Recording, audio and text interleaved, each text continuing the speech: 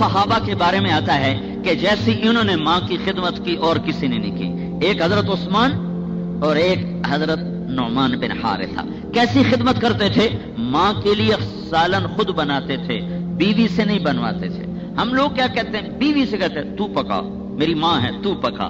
اور وہ کیا کرتے تھے؟ نہ تو نہیں، یہ میری ماں ہے میں پکاؤں. بہت سے لوگ اپنی بیویوں پہ ظلم کرتے ہیں اپنے ماں باپ کی وجہ سے. میرے بھائیو ماں باپ کا ادب فرض ہے اور بیوی کے حق کا ادا کرنا بھی فرض ہے. کہیں ماں باپ کی وجہ سے بیوی پہ ظلم نہ کرنا اور کہیں بیوی کی وجہ سے ماں باپ پہ ظلم نہ کرنا. میرے نبی کا فرمان ہے بہترین مسلمان وہ ہے جو بیوی سے اچھا سلوک کرتا. آپ کیا تو میاں بیوی کا کٹھے بیٹھ کے کھانا ہی عیب سمجھا جاتا ہے؟ کیوں جی میں غلط کروں؟ میاں بیوی اگر کٹھے کھائیں تو اسے عیب سمجھا جاتا ہے. اور تمہارا نبی اما عائشہ کو سامنے بٹھا کر اسے لقمے کھلاتا تھا، اس کو لقمے بنا بنا کے کھلاتا تھا. اس سے اگلی بتاؤں، عرب جو تھے نا، عرب وہ بڑی بڑی بوٹیاں بنا کے سالن پائی، چھوٹے چھوٹے نہیں بناتے، بڑی بڑی بوٹیاں. تو اللہ کے نبی حضرت عائشہ کو گوشت کا ٹکڑا پکڑاتے، وہ کھاتی، کھا کے جب وہ نیچے رکھتی تو اللہ کے نبی اٹھاتے، جہاں سے اما عائشہ نے کھایا ہوتا تھا نا حضرت عائشہ کو دکھا کے وہاں سے کھاتے تھے اظہار محبت کے لیے. پھر پیالے میں پانی دیتے تو حضرت عائشہ پانی پیتی تو پھر اللہ کے نبی اٹھاتے، جہاں میری ماں کے ہونٹ لگے ہوتے تھے اما عائشہ کے، میرے نبی وہاں ہونٹ رکھ کے پانی پیتے تھے. یہ میرے نبی نے بیویوں سے حال کر کے دکھایا ہے. مگر تو شرم آتی بیوی کے ساتھ کھانا کھاتے ہیں. ایک نوجوان میرے پاس آیا، کہا حضرت میری بیوی سے لڑائی رہتی، مجھے کوئی وظیفہ بتاؤ. میں نے کہا بیویوں پہ وظیفے اثر ہی نہیں کرتے. تو کہنے لگا پھر کیا کروں؟ میں نے کہا نہیں، وظیفہ نہ پڑھو، تم اپنے اخلاق اچھے کرو، اخلاق اپنا بول میٹھا کرو. جو تمہارے لیے اپنی عزت کو لے کر آ گئے، ایک بول پر اپنی عزت کو لے کر آ گئی، اپنے ماں باپ کو چھوڑ کے آ گئی، اپنے بہن بھائیوں کو چھوڑ کے آ گئی، اپنے خاندان کو چھوڑ کے آ گئی، اور تمہارے لیے اس نے بچے جن جن کے اپنا پیٹ پھاڑ دیا، اپنی جوانی کو تمہارے پیچھے گلا دیا. اگر اس سے کوئی اونچ نیچ ہو جائے تو میرا رب کہتا عاشرہن بالمعروف، اپنی بیویوں سے اچھا سلوک کیا کرو. فإن کرہتموہن فعسى ان تکرہوا شیئا ویجعل اللہ فیہ خیرا کثیرا. اگر تمہیں اپنی بیویوں میں کوئی بات اچھی نہ بھی لگے تو اسے برداشت کرو، اس پر اللہ تمہیں بہت بڑا اجر دینے والا ہے. چونکہ عورت کمزور ہوتی ہے تو میں نے کہا تم ایسا کرو، جب گھر جاؤ نا تو دسترخوان پر بیٹھے کے 2-4 لقمے اپنے ہاتھوں سے اپنی بیوی کو کھلا دینا، تو انشاءاللہ تمہاری محبت ہو جائے گی. میں نے کہا اچھا. کچھ دن گزرے تو اس کا ویسے ہی فون آیا تو میں نے پوچھا وہ میں نے تمہیں ایک بات بتائی تھی، اس پہ عمل کیا؟ کہنے لگا جی نہیں. میں نے کہا کیوں؟ کہنے لگا شرم آتی. میں نے کہا تو لڑتے ہوئے شرم نہیں آتی؟ مرد ہو مرد اور عورت سے لڑے، کمزور بیچاری ہیں، مرد ہو کر عورت سے لڑے. ایک ہمارے ہندوستان سے پہلے، ہندوستان پاکستان یا ہندوستان تھا تو ایک گاما پہلوان گزرا ہے، گاما، وہ رستم زمان کا اس کو لقب دیا تھا، اس کا نام تھا امام بخش رستم زمان. تو انگلستان میں اس کی تاج پوش، انگلستان میں اس نے ساری دنیا کے پہلوانوں کو ہرایا تھا، تو اس کو اس وقت سونے کا تاج پہنایا گیا تھا. وہ امرتسر میں رہتا تھا جو ہندوستان کا شہر ہے. سودا لینے گیا بازار میں سبزی والے سے، سبزی لینے لگا تو کسی بات پہ کچھ سودے پر کوئی تکرار ہو گئی تو سبزی والے نے گلاس اٹھایا اور زور سے مارا گامے کے یہاں لگا تو ایک دم خون نکلا. تو گامے نے اپنی پگڑی اتار کر نہ وہاں ایسے پٹی باندھ لی اور چپ کر کے سبزی اٹھا کے چلنے لگا. تو لوگوں نے کہا پہلوان جی اور یہ اتنا کمزور سا آدمی تمہیں گلاس مارے اور تم آگے کچھ بھی نہ کہو، تم تو پھونک مارو تو یہ اڑ جائے. تو گامے نے کہا میری غیرت گوارا نہیں کرتی اتنے کمزور پہ ہاتھ اٹھاؤں، میری غیرت گوارا نہیں کرتی اتنے کمزور پہ ہاتھ اٹھاؤں. میں پھونک ماروں تو یہ اڑ جائے گا، پر میری غیرت گوارا نہیں کرتی اتنے کمزور پہ ہاتھ اٹھاؤں. تو مرد ہو اور اپنی بیوی سے لڑے. میں نے کہا تم اب یہ کام کرو پھر مجھے خبر دو. وہ 1 گھنٹے بعد اس کا فون ہے، کہا مول صاحب بڑا کمال ہو گیا. میں نے کہا کیا ہوا؟ کہ میں نے اس کے منہ میں پہلے ہی لقمہ ڈالا تو اس کا منہ ایسے ہی کھلا رہ گیا، ایسے حیران پریشان. وہ مجھ سے کہنے لگی تمہیں یہ سبق کس نے پڑھایا ہے؟ تو کہنے لگا میں نے کہا مجھے مولوی طارق جمیل نے پڑھایا ہے. اس نے ایسے اچھولے کہا اللہ اس کے بچوں کا بھلا کرے جس نے تمہیں کچھ انسانیت سکھا دی.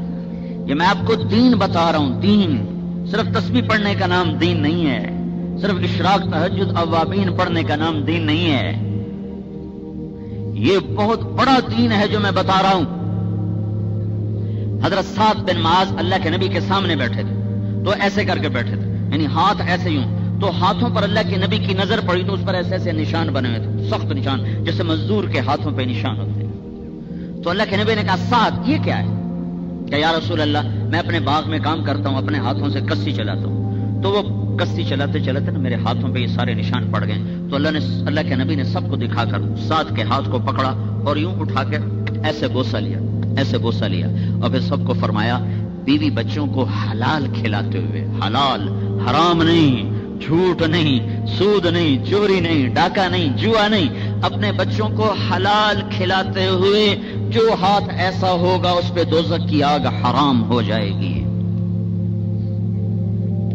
دین کے دو حصے ہیں، ایک عبادت جو مجھے اللہ سے ملاتی ہے، ایک اخلاق جو مجھے بندوں سے جوڑتے ہیں۔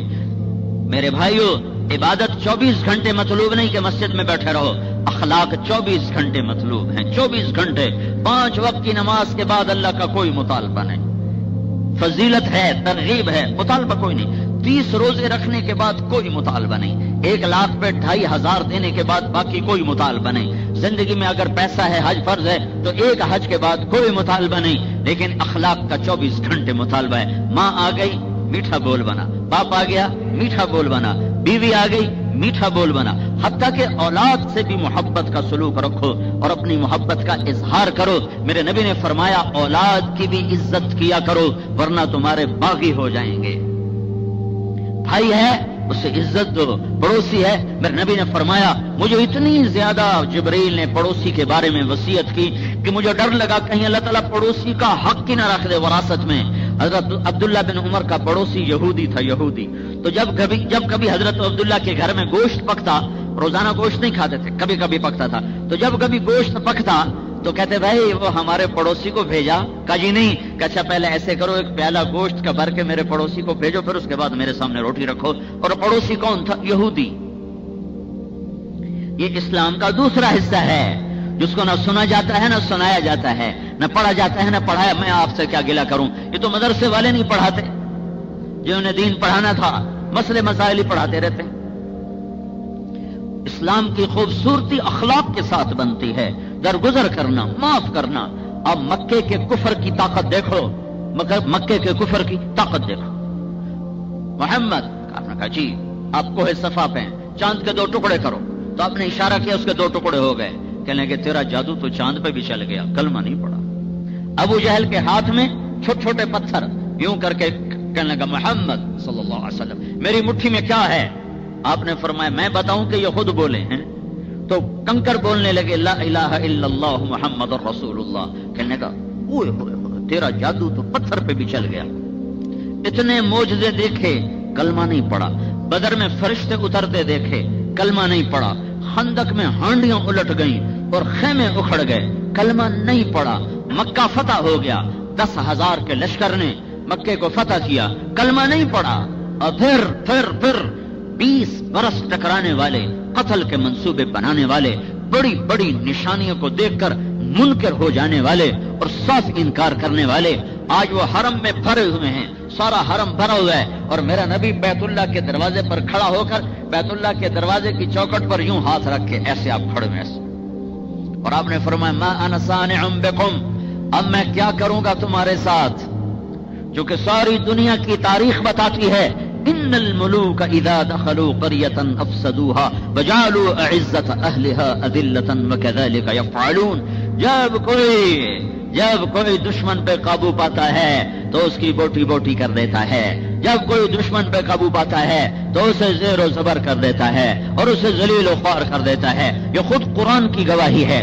تو پچھلی تاریخ بتلاتی ہے کہ اب قتل کا بازار گرم ہوگا، اور اپنا 20 سال کا رویہ بتلاتا ہے کہ آج ہماری خیر نہیں، اور آپ یوں کھڑے آج میں کیا کرنے لگا ہوں تمہارے ساتھ؟ تو سہیل ابن عمر رضی اللہ تعالیٰ عنہ کہنے لگے آپ بڑے سخی ہیں، بڑے سخی کے بیٹے ہیں، آپ سے ہم سخاوت کے طلبگار ہیں۔ تو آپ نے کہا اسی طرح اچھا میرے بھائی یوسف کو اس کے بھائیوں نے ستایا اور موت تک پہنچایا، اس نے بھی انہیں معاف کیا، میں بھی آج تمہیں معاف کرتا ہوں۔ یہ کہنا تھا کہ سارے مکے کا کفر ٹوٹ کے بکھر گیا اور ٹکڑے ٹکڑے ہو گیا اور پرزے پرزے ہو گیا، اور سب نے اول تا آخر ابو سفیان سمیت سب نے کہا نشہد ان لا الہ الا اللہ ونشہد انک رسول اللہ، ہم گواہی دیتے ہیں کہ اللہ ایک ہے اور تو اس کا سچا رسول ہے۔ اس سے تھوڑی دیر پہلے کا واقعہ سنا تو تھوڑی دیر پہلے کا آپ نے کہا بلال اٹھو اذان دو، تو بلال بیت اللہ کی چھت پہ اذان دینے لگے، چھت پہ چڑھ گئے، تو ایک قریشی کہتا ہے عطا بن اسید شکر ہے میرا باپ مر گیا، اس نے یہ تماشا دیکھا ہی نہیں۔ صفوان کہنے لگے یہ کالا ہی ملا تھا اذان دینے کے لیے اور کوئی تھا ہی کوئی نہیں، اور ابو سفیان کہنے لگے نہ بھائی نہ، میں کچھ نہیں بولتا، اگر ہم نے کچھ بھی بولا نا تو یہ جو ہمارے پاس پتھر پڑے نا یہ بھی محمد کو بتا دیں کہ ہم کیا کہہ رہے ہیں، یہ آپس میں، اور میرے نبی طواف کر رہے ہیں، ادھر طواف ہو رہا ہے اوپر اذان ہو رہی ہے، مکہ فتح ہوا ہے، زور کی پہلی نماز ادا ہونے لگی ہے، تو آپ طواف فرما رہے ہیں اور وہ آپس میں دور بیٹھے بات کر رہے ہیں، آپ طواف کرتے کرتے کرتے کرتے کرتے ان کے سامنے گزرے تو ان کو دیکھ کر آپ مسکرانے لگے، کہنے لگے آپ کیا کہہ رہے تھے؟ کہا کچھ بھی نہیں۔ کہا ابھی تو تم کہہ رہے تھے کہ یہ کالے غلام کے علاوہ محمد کو ملا ہی کوئی نہیں اذان دینے کے لیے، اور صفوان تو کیا کہہ رہا تھا کہ شکر ہے میرا پیو پہلے ہی مر گیا، اس نے دیکھا ہی تماشا، اور ابو سفیان تو یہ کہہ رہا تھا کہ یہ پتھر بھی محمد کو بتائیں گے، بابا چپ رہو، اتنا بڑا معجزہ دیکھ کر بھی دل نہیں پگھلا، اور جب میرے نبی نے کہا جاؤ میں نے معاف کیا تو سب نے کہا ہم آپ کے غلام ہیں، ہم گواہی دیتے ہیں کہ آپ اللہ کے سچے رسول ہیں۔ اتنا بڑا سینہ اور ظرف سچے نبی کا ہو سکتا ہے۔ تو میرے بھائیوں یہ پورا دین دو چیزوں کا نام ہے، ایک عبادت نماز روزہ حج زکات، یہ بنیاد ہے، ایک اخلاق محبت سخاوت درگزر، معاف کرنا چھوٹا پڑ جانا، جہاں رشتہ ہو وہاں یہ تعلق زیادہ مطالبہ کرتا ہے، ماں ہے باپ ہے بیوی ہے بھائی ہے بہن ہے اولاد ہے، ماں باپ کو اپنا مقام دو، بیوی کو اپنا مقام دو، بیوی کی وجہ سے ماں باپ پہ زیادتی نہ کرو، ماں باپ کی وجہ سے بیوی پہ زیادتی نہ کرو، اپنی خواہشات کے پیچھے کسی کی بیٹی کو ذلیل نہ کرو، اسے عزت دو، یہ بھی تمہیں جنت تک پہنچانے کا راستہ ہے۔ جب میرے نبی نے فرمایا بہترین مسلمان وہ ہے جو بیوی سے سلوک فرمائے، اور بیویوں کو سمجھایا کہ میری شریعت میں سجدے کی اجازت ہوتی تو میں بیوی سے کہتا اپنے خامند کو سجدہ کر۔ یہ معاشرت بہت خوبصورت معاشرت ہے، جب یہ اخلاق زندہ ہوں گے تو ایمان کی ہوا چلے گی اور ہدایت کی ہوا چلے گی، اور لوگ اسلام میں آئیں گے، اور ساری اخلاق کو اگر قابو میں لانا ہے تو ایک چیز کو قابو میں لے آؤ، یہ زبان، کسی کو ایسا بول نہ بولو جس سے اس کی عزت خراب ہو، پگڑی اچھل جائے، دل ٹوٹ جائے، یا بے عزت ہو جائے یا وہ ذلیل ہو جائے۔ اپنی زبان کی حفاظت کرو اور اپنے دل کو مسلمانوں کے بغض سے پاک رکھو، تو میرے بھائیوں اللہ کی قسم بڑے بڑے ابدال بھی آپ کے مقام کو نہیں پہنچ سکتے۔ میرے نبی نے فرمایا معاذ تمہیں سارے دین کا بادشاہ بتاؤں، سارے دین کا بادشاہ، کیا مطلب بادشاہ کیوں کہا ہے؟ کہ بادشاہ تمہارا تو ملک بھی تمہارا، رعایا بھی تمہاری، خزانے بھی تمہارے، کہ معاذ تمہیں سارے دین کا بادشاہ بتاؤں؟ کہ جی یا رسول اللہ، کا زبان کو قابو میں رکھنا، سارا دین تمہارے ہاتھ میں آ جائے گا۔ کہ یا رسول اللہ کیا زبان کے بول پر بھی پکڑے جائیں گے؟ کہ معاذ تمہیں خبر بھی ہے سب سے زیادہ جہنم میں گرانے والی یہ زبان ہوگی، زبان۔ میرے بھائیوں زبان کا میٹھا بول ہزاروں نفلوں پر بھاری ہے، ہزاروں قرآن کے ختم پر بھاری ہے، ہزاروں تسبیحات پر بھاری ہے، اور ایک کڑوا بول ہزاروں گناہوں پر بھاری ہے، ہزاروں نافرمانیوں پر بھاری ہے۔ ایک میٹھا بول اللہ کے دربار میں بلندیوں تک پہنچا دیتا ہے، اور ایک کڑوا بول آگ کی نچلی تہ تک پہنچا دیتا ہے۔ وقولوا للناس حسنا، میرے بندوں سے کہہ دو بات خوبصورت کیا کریں، اوروں کی میرے بھائیوں عزت بناؤ، اللہ تمہاری عزت بنائے گا، تم معاف کرو اللہ تمہیں معاف کرے گا۔ ایک آپ کو حدیث سنو، ایک شخص قیامت کے دن پکڑا جائے گا، اور فرشتے کہیں گے یا اللہ اس کے پاس کچھ نہیں، خالی، ڈال دیں دوزخ میں، تو اللہ تعالیٰ پوچھے گا اسے ہاں بھائی تیرے پاس کچھ ہے؟ کہے گا یا اللہ خالی۔ کہ کوئی نیکی ہے؟ کہ یا اللہ ایک ہے اگر تو سمجھے تو، باقی ایک سے میرا کام کیا بنے گا؟ کیا ہے؟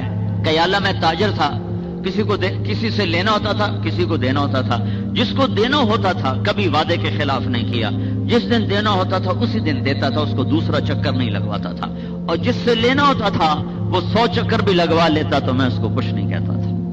اگر تو سمجھے یہ نیکی ہے تو قبول کر، تو اللہ تعالیٰ فرمائیں گے اچھا تو میرے بندوں کے ساتھ بہت اچھا کرتا رہا، بہت اچھا کرتا رہا، تو میں بھی تیرے ساتھ اس کی وجہ سے اچھا کرتا ہوں، جا اسی نیکی پر میں تجھے معاف کر کے جنت کا فیصلہ کرتا ہوں۔ تو میرے بھائیوں، محمد مصطفیٰ صلی اللہ تعالی وسلم کی ایک پاکیزہ زندگی ہے جس میں 2 حصے، ایک اللہ سے جوڑنے کا سبب ہے وہ بندگی عبادت، ایک بندوں سے جڑنے کا سبب ہے وہ اخلاق ہیں، وہ معاف کرنا ہے، وہ درگزر کرنا ہے، وہ چھوٹے بڑے کا احترام ہے۔ اکرموا کریم قوم، میرے نبی نے فرمایا قوم کے عزت داروں کی عزت کیا کرو۔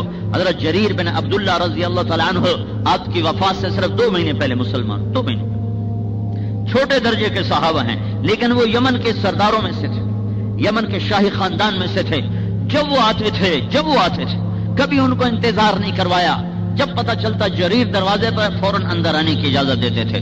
اور ایک دفعہ مجلس ساری بھر چکی تھی، حضرت جریر آئے، وہ دیکھا جگہ نہیں بیٹھنے کی تو پیچھے زمین پر بیٹھے، تو آپ نے اپنی چادر اٹھائی، ایسے چادر اٹھائی اور گول کر کے یوں پھینکی کہ جریر میری چادر پہ بیٹھ جاؤ۔